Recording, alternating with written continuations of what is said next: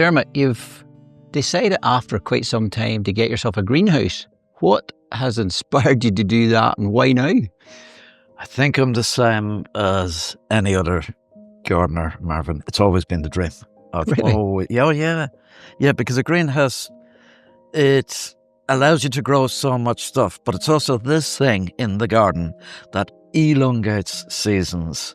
It's a destination, and it sums up the garden just looking at it. So it's a place you can disappear to for hours on end. We're so lucky because we live in a place where we can grow plants that have originated all around the world.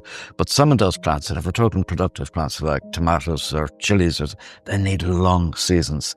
And I've never been able to keep them going. I've never been able to ripen them, maybe the odd summer. But a greenhouse will just, it'll turn my seasonal gardening into all year round gardening. Right.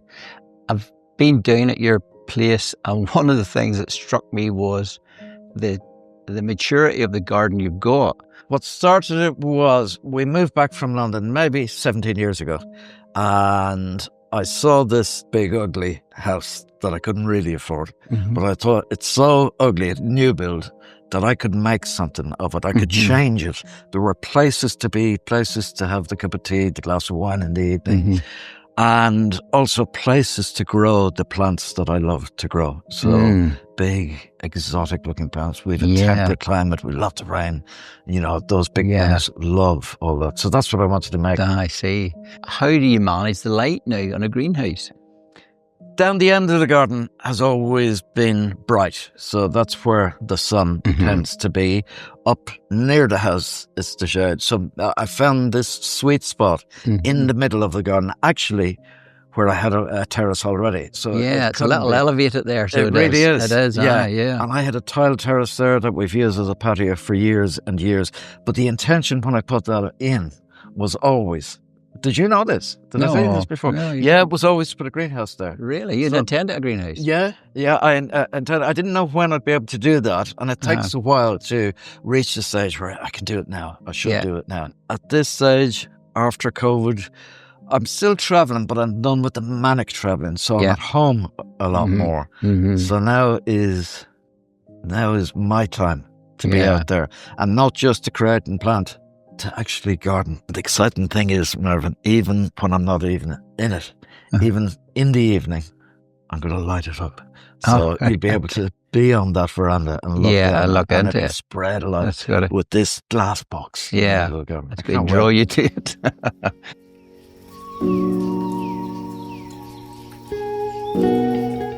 One of the important things to look at is just the detail that's in the building, and the main structural element. Very often in a greenhouse, you tend to have a portal frame box frame of aluminium, very often, or metal, to support the structure. Whereas we've came a very different, had a different approach to it, and we've designed these decorative, engineered tie bars, and you can see the decorative detailing on them here, with the fleur-de-lis at the ends and at the tops. Dermot, what type of things strike with you as being something that catches your eye? It has the old world elegance with just a very up-to-date feel, doesn't it? And also I feel with this is for gardening, isn't it? Yeah. You'd have a border there that I'd probably fill with tomatoes, or I might put a vine in and tomatoes and aubergines, and I'd have my benches here that I'd potter away at. I could get lost in this place for hours. We've done a gravel bench here, and we talked about that some time ago. Well, it's keeping the base of the plants dry, isn't it? Because no plant wants to be sitting in water. The roots of a plant need oxygen as well as watering. But so this takes the water away from them. The water doesn't sit in the tray; it drains away from that. So that's really important for plants. These have done well for you now, but they're getting ready for their. I wanted to show you these side opening vents. We've got a fantastic. Look at the reach you've got there for ventilation. And that sits open. Ventilation, as you know, is all important in the greenhouse, because when they get hot, they get too hot for the hothouse flowers. On the roof here, we've got the thermostatically controlled roof vents that automatically open, and you can adjust the temperature and they'll close automatically. And again, you talked to me about wax or something. There's wax, a cylinder, and once it heats up, then it pushes itself open. Being able to ventilate when you're not here is hugely important. I know you've decided to go for what we call the causeway, which has got a pavilion to the front of it and 2 valleys. So it's got a kind of formal presence. It creates a kind of room, a kind of entrance, like a porch to a house. For some reason, it reminds me of Devon and Agatha Christie and old houses like that. And in my house, what I've done is I found old cast iron pillars made in Bristol 200 years ago, and I was able to research all of these. A guy who left Cork, went to study in Bristol after studying engineering, he created this foundry. The pillars ended up in a hospital in Dublin, and now they're in my garden. Right. And there's an essence of that. So when I was thinking about what style of greenhouse, there's a kind of gentle majesty to those pillars, which is reflected in the causeway. So it's to match up, and I'm matching it up colour-wise too. Right, okay. So you're in one, or you're standing on the veranda, it will match with the whole setup of the causeway. The other thing I love about it is it's a real journey to get there, because when you go down, you have to go round the causeway to get in, because the entrance is the other way. I see. So the garden is always calling you. It's calling you out, and it does. So this is actually a frame for a causeway. Wow. Yeah. Wow. So basically, you can see here that all the surfaces are beveled. Yeah. So you can see the bevel this way. Yes. Also beveled that way. Oh, so everything's beveled. Here in its and raw state, we're seeing that idea of the building being attacked from the outside and the inside by water. Yes. So it's just It a runs very off. simple solution. This is an innovation. I And it's an suppose it innovation is. that other people Yeah. haven't made.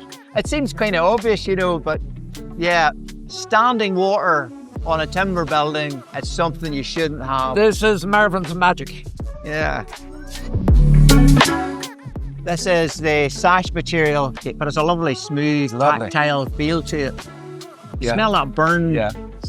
There's like a burnt smell of it. It's like a sauna. Yeah, it is like sauna. You can see here, whenever we're glazing, we've designed our own slips for this with this lamb's tongue detail on it. And then we've got a tape here and that'll peel off.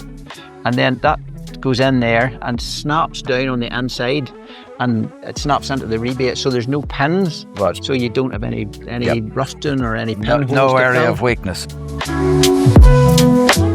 You made a decision to go for the causeway because of the sort of formal structure. Because of the pavilion to the front. Of course, within that, then you're going for a timber panel base on that, as opposed to a brick base.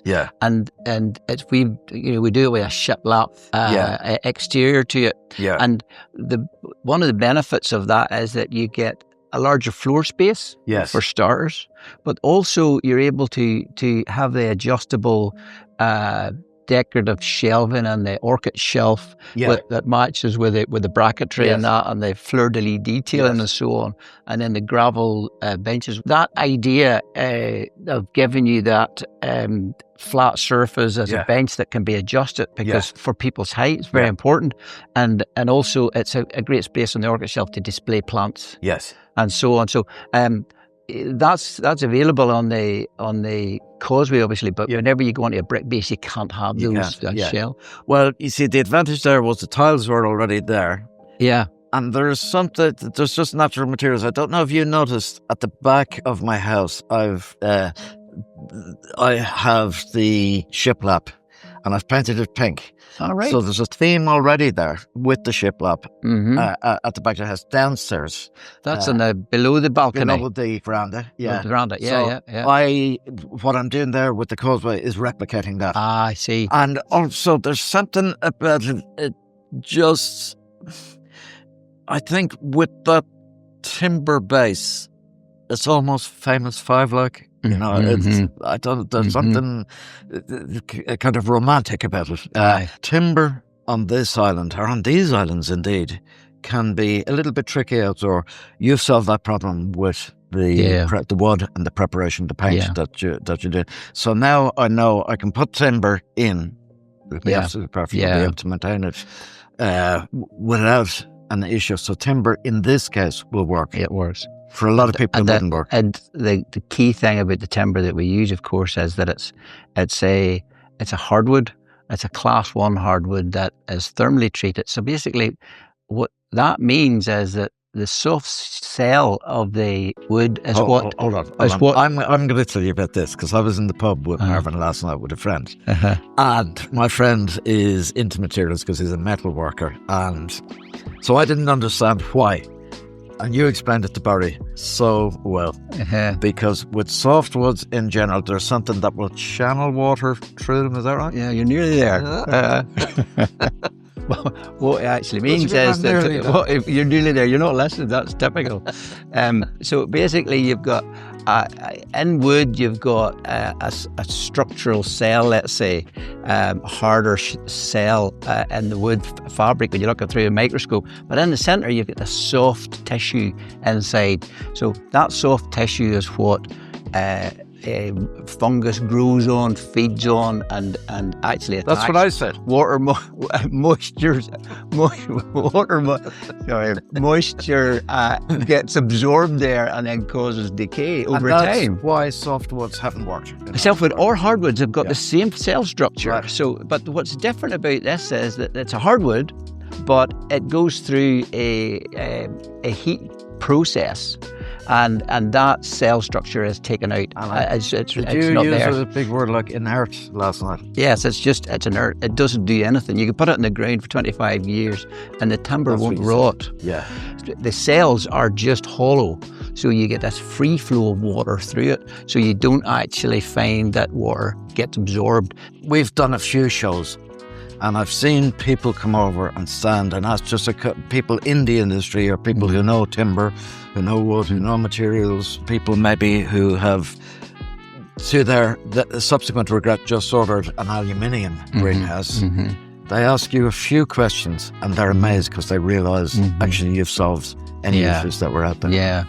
And I think that combination between a natural timber that doesn't decay, and obviously the paint system they use is very special, but we also use aluminium where it's needed. The problem with it is that when you're to produce a ton of aluminium, it gives away something like 16 tonne of CO2 to produce 1 tonne, whereas a tonne of timber, let's say, it actually absorbs the CO2. It's a complete opposite. So it's a carbon store. It's a carbon store, and when it's in the greenhouse, it's storing carbon.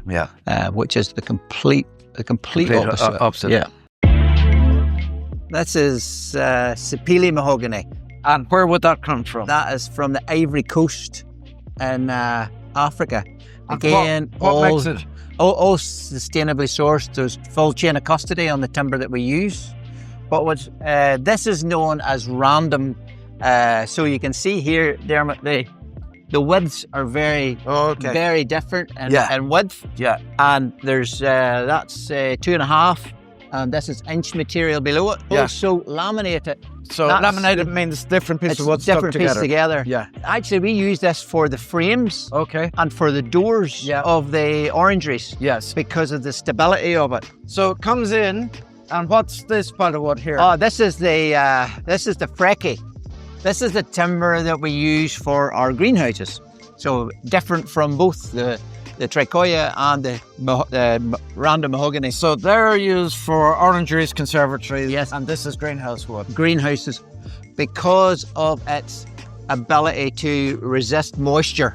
With a greenhouse, you've got the elements. You've got water from inside and water from outside, both in condensation and simply water. It could be attacked from either way. It has to be the ability. The material has to be the right material. But the moisture content of that there could be anything from 2% to 6%. Right. Really dry. It doesn't take up moisture. So if you find other timber, this is kiln dried, and that'll be dried down to about 12 to 17% moisture content. That's the level that timber within our climate will metabolize to. Okay. You know, that's where if in that range, this doesn't raise and moisture content. And these images coming up are all to remind the team what they're making. Yeah, these are jobs that we've done in the past. That's amazing. Yeah. I know this one. I knew that one. That was the goring. That's the goring. That's and where's that one? That's to Graham's Porto, and that's Harvard University. Wow. Yeah. And that's a job and down in the Hamptons. You did that? Yeah, but that job actually is overlooking the Brooklyn Bridge in New York. Yeah, it's quite cool. And where's this one? I think that's Wicklow. Is that Wicklow? I think so. Is that mine? No. Is there a surprise for me when I go home? There were issues with greenhouses in the past because handmade, handcrafted wood. You needed to maintain them. You needed to maybe paint or varnish them or every year or whatever. You needed to really clean.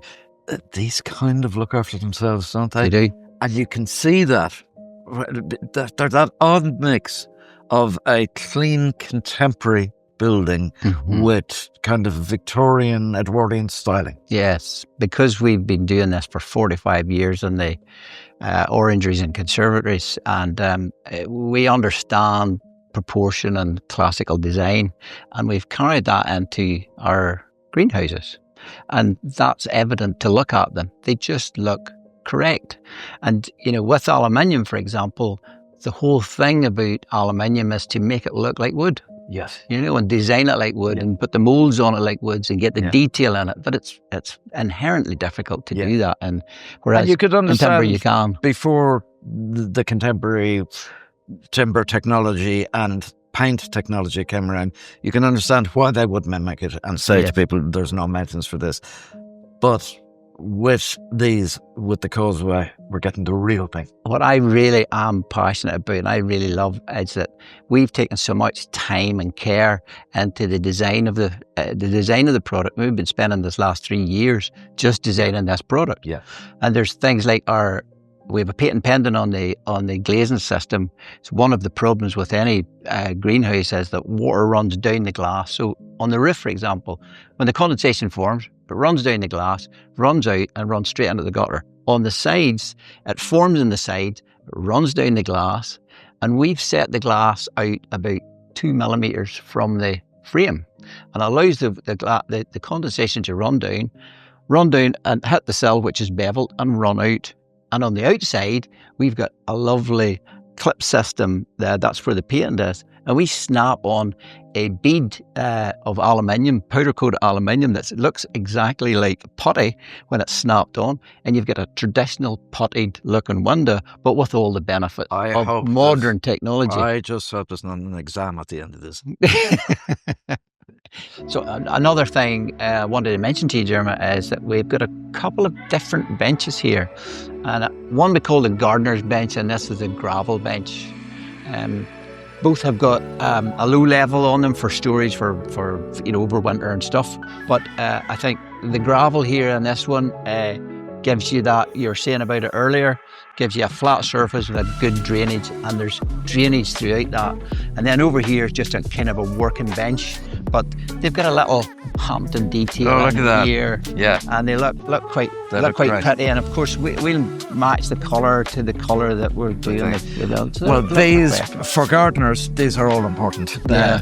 Because you've given us places to work from, to pot up, to pot on, to take cuttings.